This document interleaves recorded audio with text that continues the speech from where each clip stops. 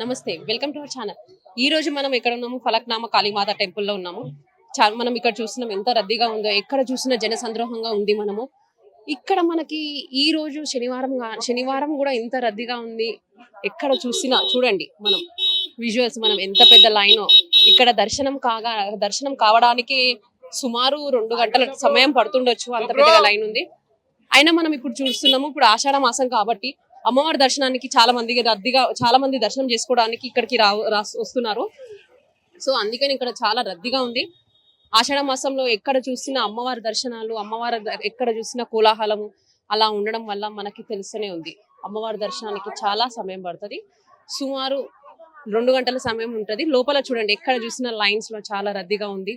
శుక్రవారం అమ్మవారితో నిన్న శుక్రవారం కాబట్టి అమ్మవారి దర్శనానికి రావచ్చు. కానీ ఈ రోజు కూడా చాలా మంది చూడండి, కాలేజ్ స్టూడెంట్స్ కానీ, ఎక్కడ అసలు చిన్న చిన్న పిల్లలతో చాలా పెద్దవాళ్ళు కూడా వాళ్ళు రావడం, లైన్లలో నించొని దర్శనానికి వేచి ఉండడం కూడా మనం ఇక్కడ చూడవచ్చు లైన్స్లలో.